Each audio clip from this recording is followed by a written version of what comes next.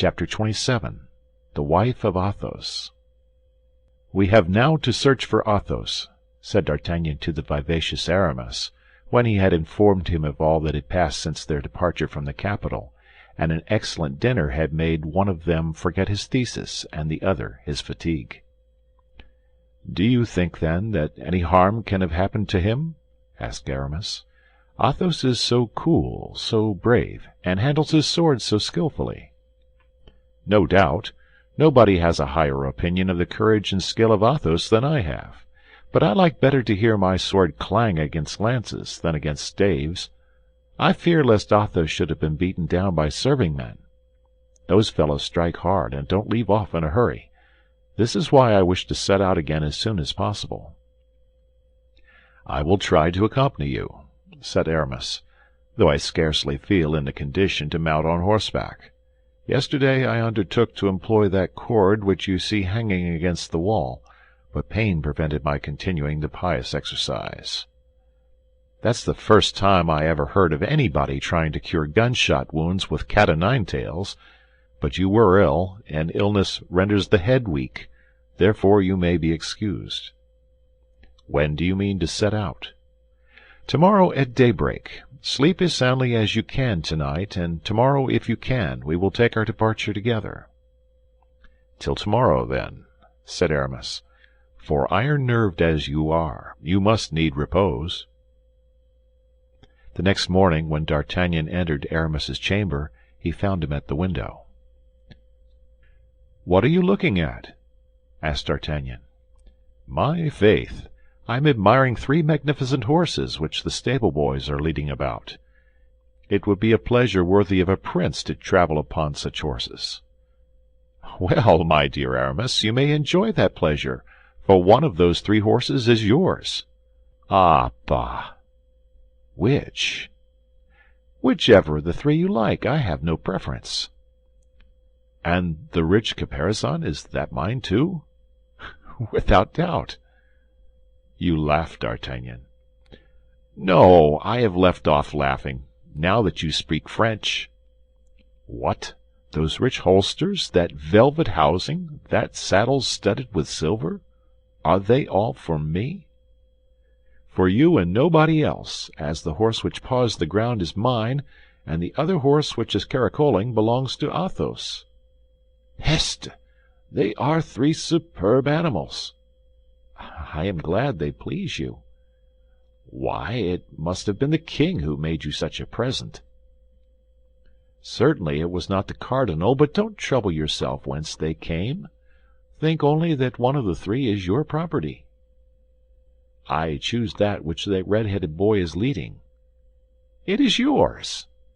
"Good heaven! That is enough to drive away all my pains. I could mount him with 30 balls in my body. On my soul, and some stirrups. Hola, Bazin, come here this minute." Bazin appeared on the threshold, dull and spiritless.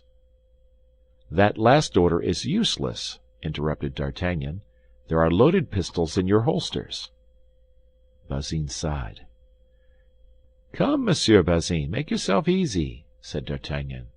"People of all conditions gain the kingdom of heaven." "Monsieur was already such a good theologian," said Bazin, almost weeping. "He might have become a bishop, and perhaps a cardinal." "Well, my poor Bazin, reflect a little. Of what use is it to be a churchman, pray? You do not avoid going to war by that means. You see, the cardinal is about to make the next campaign, helm on head and partisan in hand. And Monsieur de Nogaret de la Valette, what do you say of him? He is a cardinal likewise. Ask his lackey how often he has to prepare lint of him." "Alas!" sighed Bazin, "I know it, monsieur. Everything is turned topsy-turvy in the world nowadays." While this dialogue was going on, the 2 young men and the poor lackey descended. "Hold my stirrup, Bazin!" cried Aramis. Aramis sprang into the saddle with his usual grace and agility, but after a few vaults and curvets of the noble animal, his rider felt his pains come on so insupportably that he turned pale, and became unsteady in his seat. D'Artagnan, who, foreseeing such an event, had kept his eye on him, sprang toward him, caught him in his arms, and assisted him to his chamber. "That's all right, my dear Aramis. Take care of yourself," said he. "I will go alone in search of Athos." "You are a man of brass," replied Aramis. "No, I have good luck, that is all. But how do you mean to pass your time till I come back? No more theses? No more glosses upon the fingers, or upon benedictions, hey?" Aramis smiled. "I will make verses," said he. "Yes, I dare say, verses perfumed with the odor of the billet from the attendant of Madame de Chevreuse. Teach Bazin prosody, that will console him. As to the horse, ride him a little every day, and that will accustom you to his maneuvers." "Oh, make yourself easy on that head," replied Aramis. "You will find me ready to follow you." They took leave of each other, and in 10 minutes, after having commended his friend to the cares of the hostess and Bazin, D'Artagnan was trotting along in the direction of Amiens. How was he going to find Athos? Should he find him at all? The position in which he had left him was critical. He probably had succumbed. This idea, while darkening his brow, drew several sighs from him, and caused him to formulate to himself a few vows of vengeance. Of all his friends, Athos was the eldest, and the least resembling him in appearance, in his tastes and sympathies. Yet he entertained a marked preference for this gentleman. The noble and distinguished air of Athos, those flashes of greatness which from time to time broke out from the shade in which he voluntarily kept himself, that unalterable equality of temper which made him the most pleasant companion in the world, that forced and cynical gaiety, that bravery which might have been termed blind if it had not been the result of the rarest coolness, such qualities attracted more than the esteem, more than the friendship of D'Artagnan, they attracted his admiration. Indeed, when placed beside M. de Tréville, the elegant and noble courtier, Athos in his most cheerful days might advantageously sustain a comparison. He was of middle height, but his person was so admirably shaped and so well proportioned that more than once in his struggles with Porthos he had overcome the giant whose physical strength was proverbial among the Musketeers.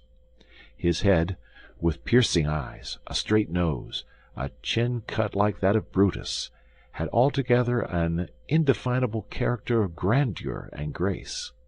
His hands, of which he took little care, were the despair of Aramis, who cultivated his with almond paste and perfumed oil.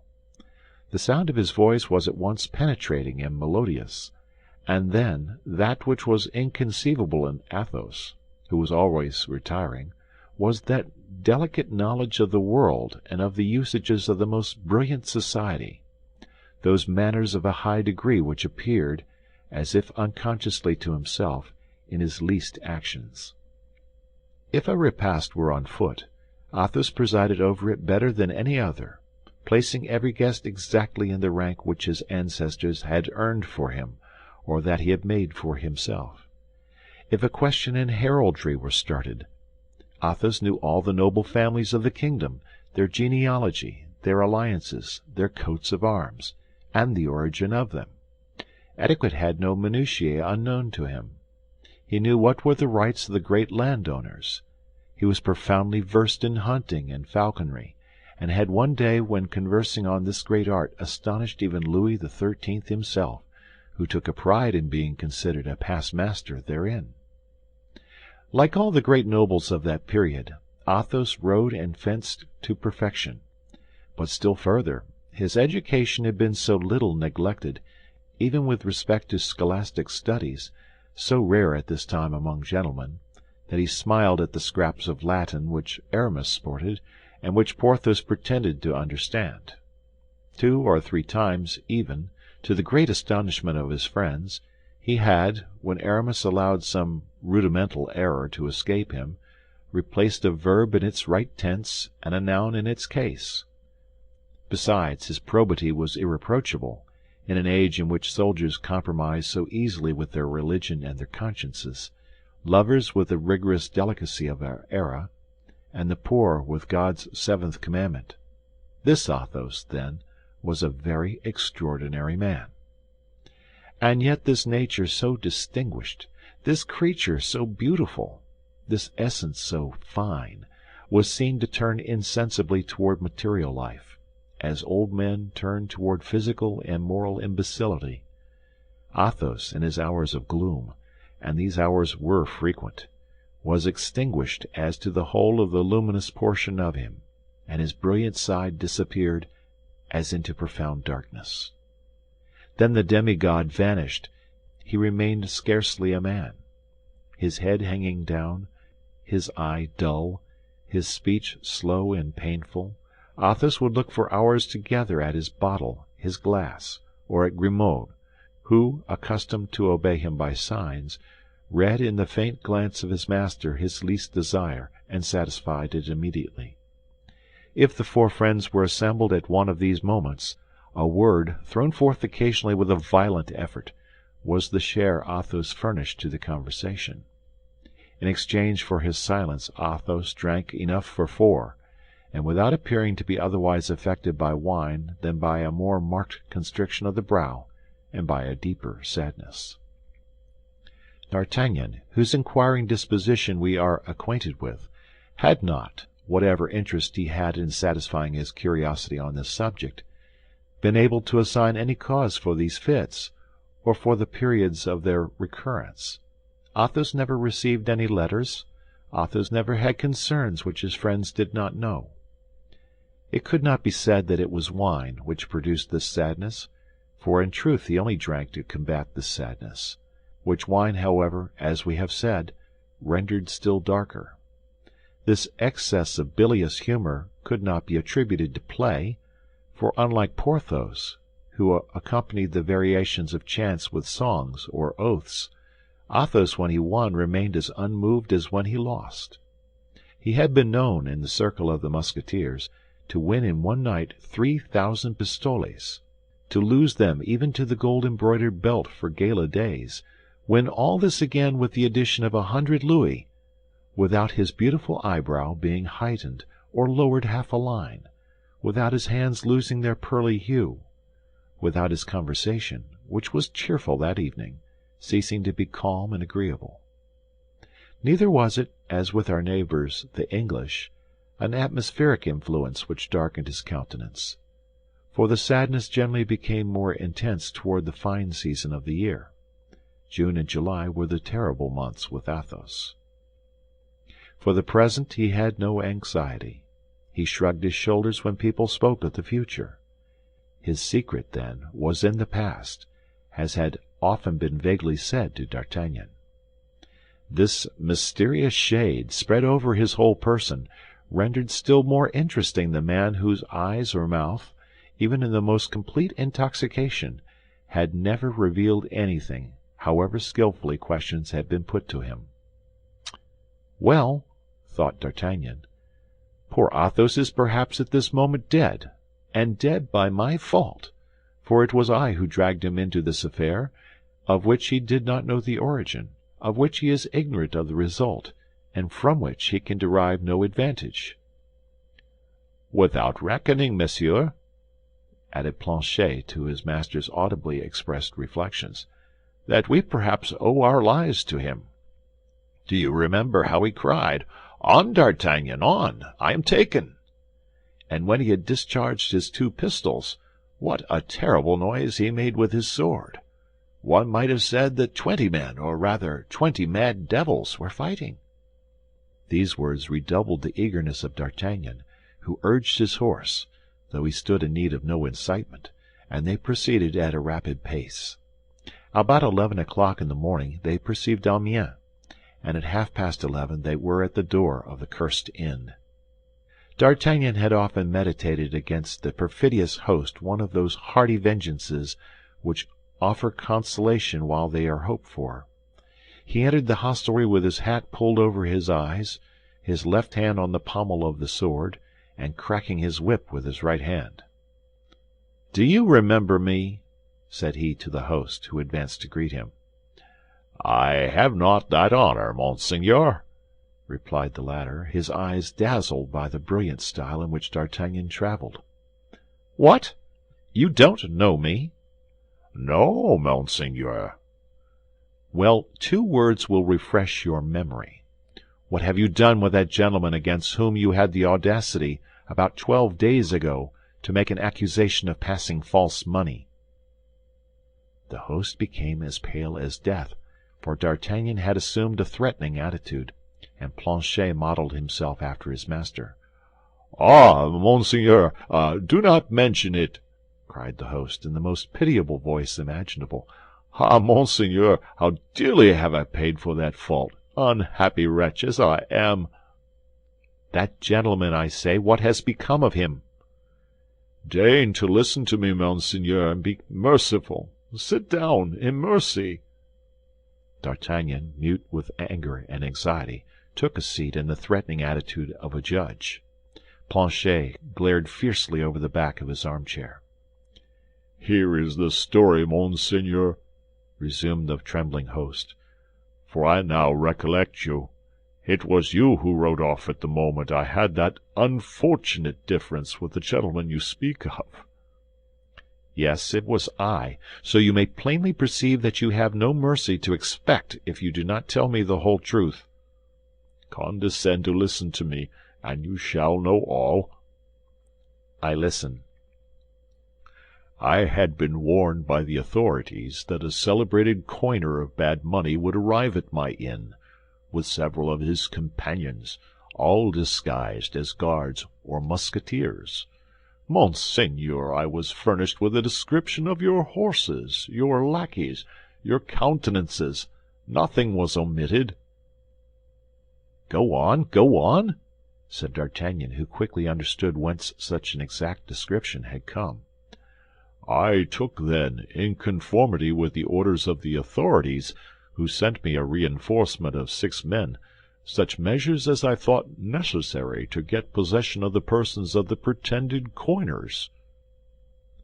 Again, said D'Artagnan, whose ears chafed terribly under the repetition of this word coiners. Pardon me, monseigneur, for saying such things, but they form my excuse. The authorities had terrified me, and you know that an innkeeper must keep on good terms with the authorities. But, once again, that gentleman, where is he? What has become of him? Is he dead? Is he living? Patience, monseigneur, we are coming to it. There happened then that which you know, and of which your precipitate departure, added the host with an acuteness that did not escape D'Artagnan, appeared to authorize the issue. That gentleman, your friend, defended himself desperately. His lackey, who, by an unforeseen piece of ill luck, had quarrelled with the officers disguised as stable-lads. "Miserable scoundrel!" cried D'Artagnan. "You were all in the plot, then, and I really don't know what prevents me from exterminating you all."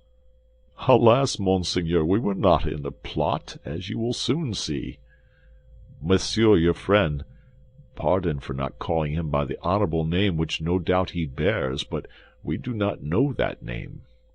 Monsieur your friend, having disabled 2 men with his pistols, retreated fighting with his sword, with which he disabled one of my men, and stunned me with a blow with the flat side of it." "You villain, will you finish?" cried D'Artagnan. "Athos, what has become of Athos?" "While fighting and retreating, as I have told monseigneur, he found the door of the cellar stairs behind him, and as the door was open, he took out the key and barricaded himself inside. As we were sure of finding him there, we left him alone." "Yes," said D'Artagnan, "you did not really wish to kill, you only wished to imprison him." "Good God! To imprison him, monseigneur?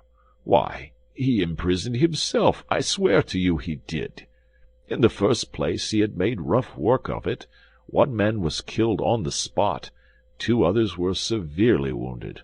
The dead man and the 2 wounded were carried off by their comrades, and I have heard nothing of either of them since. As for myself, as soon as I recovered my senses, I went to Monsieur le Governor, to whom I related all that had passed, and asked what I should do with my prisoner. Monsieur the Governor was all astonishment. He told me he knew nothing about the matter, that the orders I had received did not come from him, and that if I had the audacity to mention his name as being concerned in this disturbance, he would have me hanged. It appears that I had made a mistake, monsieur, that I had arrested the wrong person, and that he whom I ought to have arrested had escaped." "But Athos!" cried D'Artagnan, whose impatience was increased by the disregard of the authorities. "Athos, where is he?" "As I was anxious to repair the wrongs I had done the prisoner," resumed the innkeeper, "I took my way straight to the cellar in order to set him at liberty. Ah, monsieur, he was no longer a man, he was a devil. To my offer of liberty he replied that it was nothing but a snare, and that before he came out he intended to impose his own conditions. I told him very humbly, for I could not conceal from myself the scrape I had got into by laying hands on one of his Majesty's Musketeers. I told him I was quite ready to submit to his conditions. "In the first place," said he, "I wish my lackey placed with me, fully armed." We hastened to obey this order, for you will please to understand, monsieur, we were disposed to do everything your friend could desire. Monsieur Grimaud, he told us his name, although he does not talk much. Monsieur Grimaud then went down to the cellar, wounded as he was. Then his master, having admitted him, barricaded the door afresh, and ordered us to remain quietly in our own bar. "But where is Athos now?" cried D'Artagnan. "Where is Athos?" "In the cellar, monsieur." "What, you scoundrel! Have you kept him in the cellar all this time?" "Merciful heaven! No, monsieur. We keep him in the cellar? You do not know what he is about in the cellar. Ah, if you could but persuade him to come out, monsieur, I should owe you the gratitude of my whole life. I should adore you as my patron saint." "Then he is there? I shall find him there?" "Without doubt you will, monsieur. He persists in remaining there. We every day pass through the air-hole some bread at the end of a fork, and some meat when he asks for it. But alas, it is not of bread and meat of which he makes the greatest consumption. I once endeavored to go down with 2 of my servants, but he flew into a terrible rage. I heard the noise he made in loading his pistols, and his servant in loading his musketoon. Then, when we asked them what were their intentions, the master replied that he had 40 charges to fire, and that he and his lackey would fire to the last one before he would allow a single soul of us to set foot in the cellar. Upon this I went and complained to the governor, who replied that I only had what I deserved, and that it would teach me to insult honorable gentlemen who took up their abode in my house. So since that time, totally unable to refrain from laughing at the pitiable face of the host. "So from that time, monsieur," continued the latter, "we have led the most miserable life imaginable. For you must know, monsieur, that all our provisions are in the cellar. There is our wine in bottles, and our wine in casks, the beer, the oil, and the spices, the bacon and sausages. And as we are prevented from going down there, we are forced to refuse food and drink to the travellers who come to the house, so that our hostelry is daily going to ruin. If your friend remains another week in my cellar, I shall be a ruined man." "And not more than justice either, you ass! Could you not perceive by our appearance that we were people of quality, and not coiners, say?" "Yes, monsieur, you are right," said the host. "But hark! Hark! There he is!" "Somebody has disturbed him, without doubt," said D'Artagnan. "But he must be disturbed," cried the host. "Here are 2 English gentlemen just arrived." "Well?" "Well, the English like good wine, as you may know, monsieur. These have asked for the best. My wife has perhaps requested permission of Monsieur Athos. to go into the cellar to satisfy these gentlemen, and he, as usual, has refused. Ah, good heaven! There is the hullabaloo louder than ever." D'Artagnan, in fact, heard a great noise on the side next the cellar. He rose, and preceded by the host wringing his hands, and followed by Planchet with his musketoon ready for use, he approached the scene of action. The two gentlemen were exasperated. They had had a long ride, and were dying with hunger and thirst. "But this is tyranny," cried one of them in very good French, though with a foreign accent, "that this madman will not allow these good people access to their own wine. Nonsense! Let us break open the door, and if he is too far gone in his madness, well, we will kill him." "Softly, gentlemen," said D'Artagnan, drawing his pistols from his belt. "You will kill nobody, if you please." "Good, good," cried the calm voice of Athos from the other side of the door. "Let them just come in, these devourers of little children, and we shall see." Brave as they appeared to be, the two English gentlemen looked at each other hesitatingly. One might have thought there was in that cellar one of those famished ogres, the gigantic heroes of popular legends, into whose cavern nobody could force their way with impunity. There was a moment of silence. But at length the two Englishmen felt ashamed to draw back, and the angrier one descended the 5 or 6 steps which led to the cellar, and gave a kick against the door, enough to split a wall. "Planchet," said D'Artagnan, cocking his pistols, "I will take charge of the one at the top. You look to the one below. Ah, gentlemen, you want battle, and you shall have it." "Good God!" cried the hollow voice of Athos. "I can hear D'Artagnan, I think." "Yes," cried D'Artagnan, raising his voice in turn, "I am here, my friend." "Ah, good then," replied Athos. "We will teach them, these door-breakers." The gentlemen had drawn their swords, but they found themselves taken between two fires. They still hesitated an instant, but as before, pride prevailed, and a second kick split the door from bottom to top. "Stand on one side, D'Artagnan, stand on one side," cried Athos. "I am going to fire." "Gentlemen," exclaimed D'Artagnan, whom reflection never abandoned, "gentlemen, think of what you are about. Patience, Athos. You are running your heads into a very silly affair. You will be riddled. My lackey and I will have 3 shots at you, and you will get as many from the cellar. You will then have our swords, with which I can assure you, my friend and I can play tolerably well. Let me conduct your business and my own. You shall soon have something to drink, I give you my word." "If there is any left," grumbled the jeering voice of Athos. The host felt a cold sweat creep down his back. "How, if there is any left?" murmured he. "What the devil! There must be plenty left," replied D'Artagnan. "Be satisfied of that. These two cannot have drunk all the cellar. Gentlemen, return your swords to their scabbards." "Well, provided you replace your pistols in your belt." "Willingly." And D'Artagnan set the example. Then, turning toward Planchet, he made a sign to uncock his musketoon. The Englishmen, convinced of these peaceful proceedings, sheathed their swords grumblingly. The history of Athos's imprisonment was then related to them, and as they were really gentlemen, they pronounced the host in the wrong. "Now, gentlemen," said D'Artagnan, "go up to your room again, and in 10 minutes, I will answer for it, you shall have all you desire." The Englishman bowed and went upstairs. "Now I am alone, my dear Athos," said D'Artagnan. "Open the door, I beg of you." "Instantly," said Athos. Then was heard a great noise of fagots being removed, and of the groaning of posts. These were the counterscarps and bastions of Athos, which the besieged himself demolished. An instant after, the broken door was removed, and the pale face of Athos appeared, who with a rapid glance took a survey of the surroundings.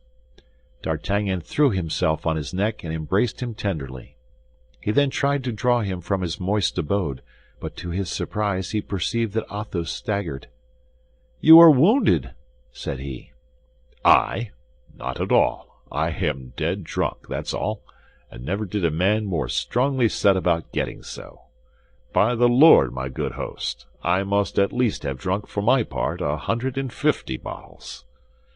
Mercy, cried the host, if the lackey has drunk only half as much as the master, I am a ruined man. Grimaud is a well-bred lackey. He would never think of faring in the same manner as his master. He only drank from the cask. Hark, I don't think he put the faucet in again. Do you hear it? It is running now. D'Artagnan burst into a laugh which changed the shiver of the host into a burning fever. In the meantime, Grimaud appeared in his turn behind his master, with the musketoon on his shoulder, and his head shaking, like one of those drunken satyrs in the pictures of Rubens. He was moistened before and behind with a greasy liquid which the host recognized as his best olive oil. The four crossed the public room and proceeded to take possession of the best apartment in the house, which D'Artagnan occupied with authority. In the meantime the host and his wife hurried down with lamps into the cellar, which had so long been interdicted to them, and where a frightful spectacle awaited them. Beyond the fortifications through which Athos had made a breach in order to get out, and which were composed of faggots, planks, and empty casks, heaped up according to all the rules of the strategic art, they found, swimming in puddles of oil and wine, the bones and fragments of all the hams they had eaten, while a heap of broken bottles filled the whole left-hand corner of the cellar, and a tun, the cock of which was left running, was yielding by this means the last drop of its blood. The image of devastation and death, as the ancient poet says, reigned as over a field of battle. Of 50 large sausages suspended from the joists, scarcely 10 remained. Then the lamentations of the host and hostess pierced the vault of the cellar. D'Artagnan himself was moved by them. Athos did not even turn his head. To grief succeeded rage. The host armed himself with a spit, and rushed into the chamber occupied by the two friends. "Some wine," said Athos on perceiving the host.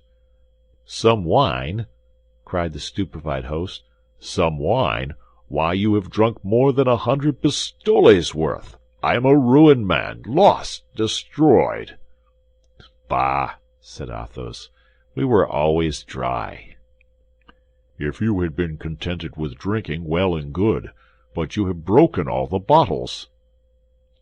"You pushed me upon a heap which rolled down. That was your fault." "All my oil is lost." "Oil is a sovereign balm for wounds, and my poor Grimaud here was obliged to dress those you had inflicted on him." "All my sausages are gnawed." "There is an enormous quantity of rats in that cellar." "You shall pay me for all this," cried the exasperated host. "Triple ass," said Athos, rising, but he sank down again immediately. He had tried his strength to the utmost. D'Artagnan came to his relief with his whip in his hand. The host drew back and burst into tears. "This will teach you," said D'Artagnan, "to treat the guests God sends you in a more courteous fashion." "God? Say the devil!"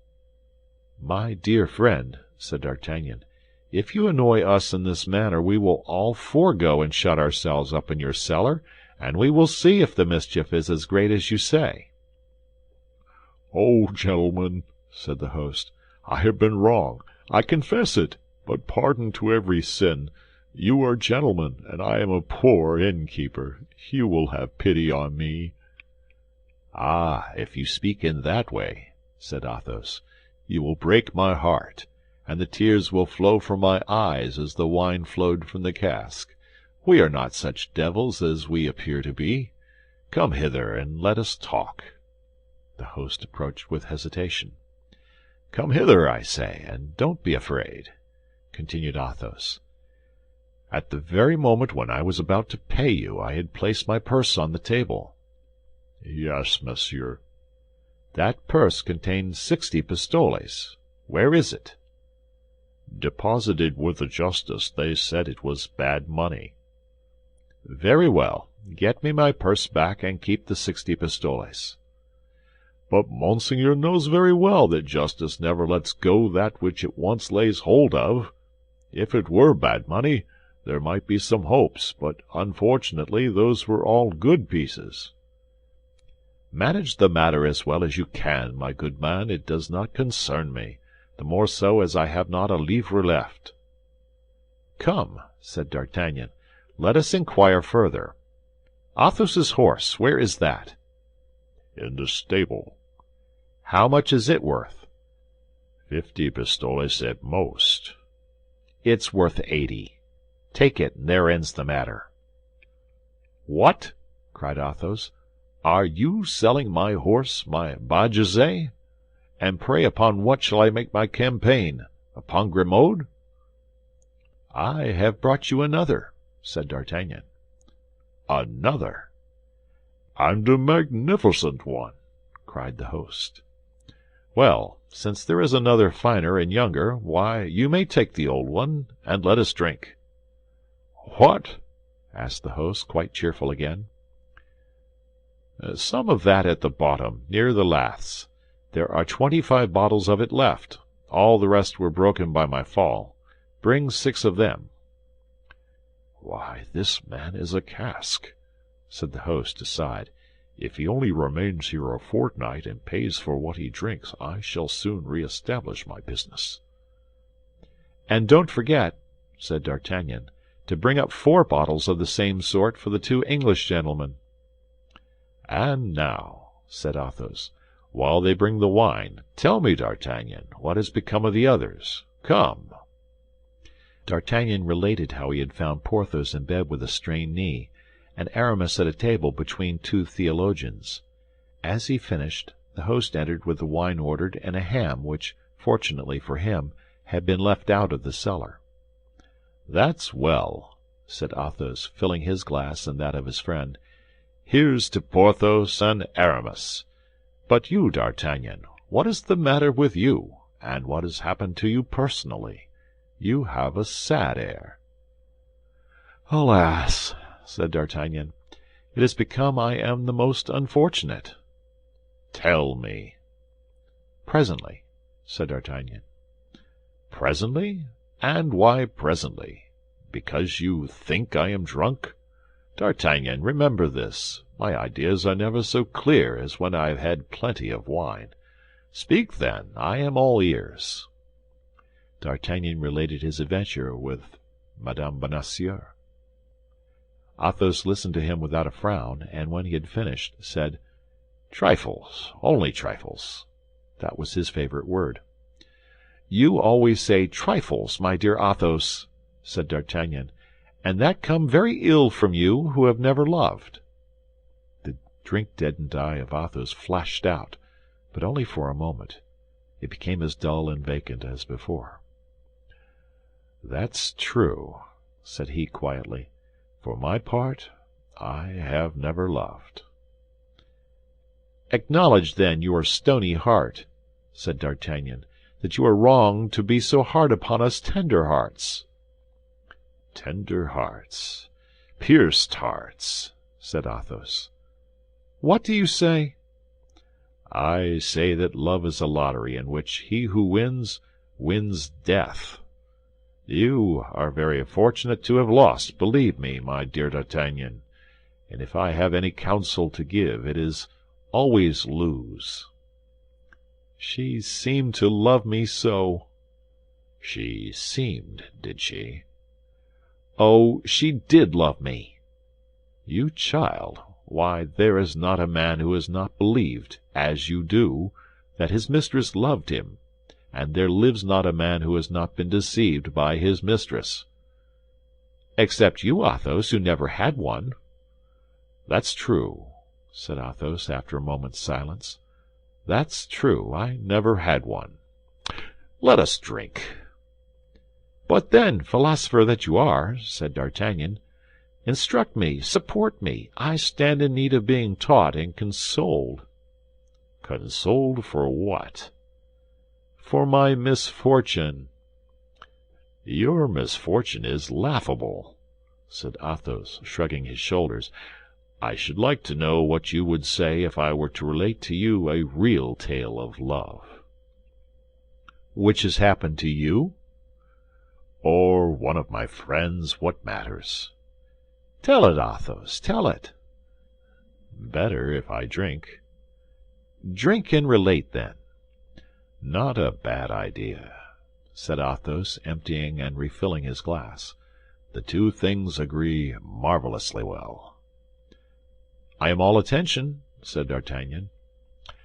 Athos collected himself, and in proportion as he did so, D'Artagnan saw that he became pale. He was at that period of intoxication in which vulgar drinkers fall on the floor and go to sleep. He kept himself upright and dreamed without sleeping.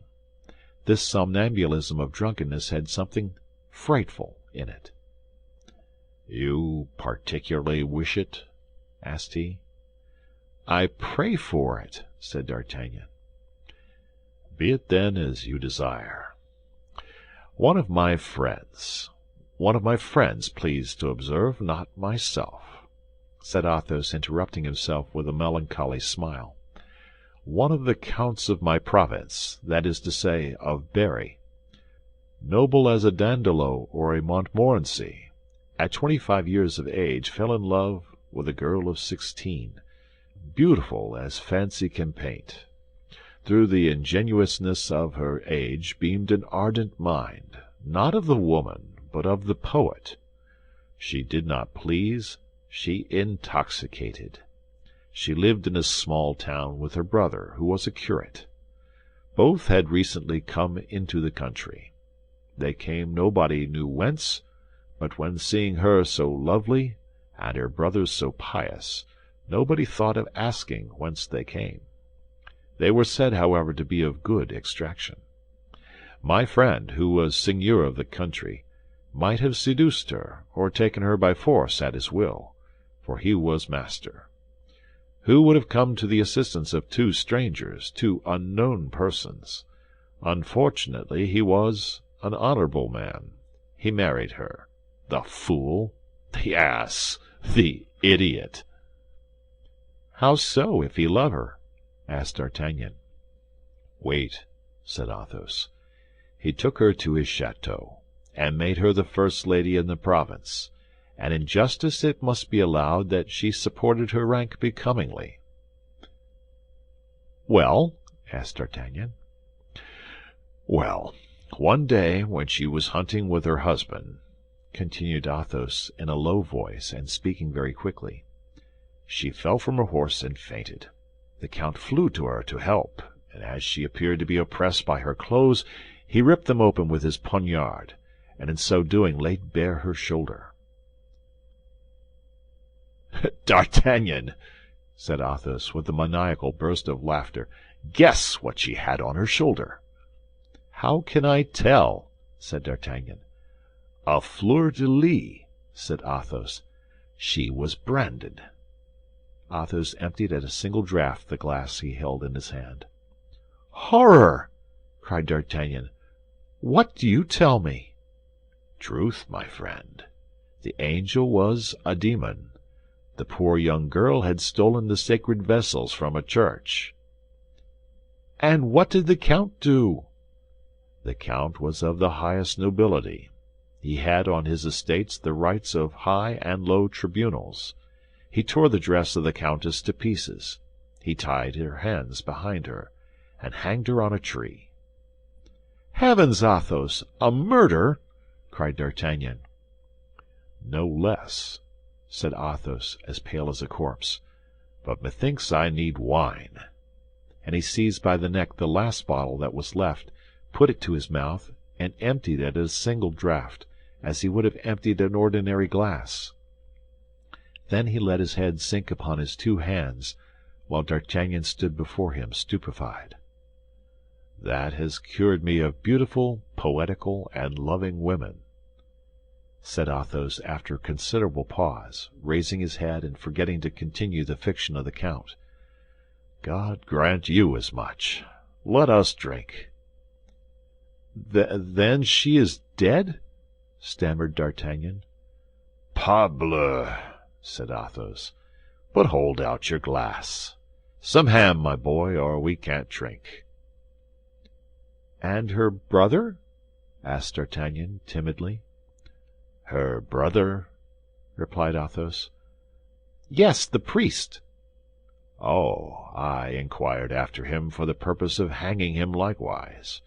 But he was beforehand with me. He had quit the curacy the night before." "Was it ever known who this miserable fellow was?" "He was doubtless the first lover and accomplice of the fair lady. A worthy man who had pretended to be a curate for the purpose of getting his mistress married, and securing her a position. He has been hanged and quartered, I hope." "My God, my God!" cried D'Artagnan, quite stunned by the relation of this horrible adventure. "Taste some of this ham, D'Artagnan. It is exquisite," said Athos, cutting a slice, which he placed on the young man's plate. "What a pity it is there were only 4 like this in the cellar. I could have drunk 50 bottles more." D'Artagnan could no longer endure this conversation, which had made him bewildered. Allowing his head to sink upon his 2 hands, he pretended to sleep. "These young fellows can none of them drink," said Athos, looking at him with pity, "and yet this is one of the best."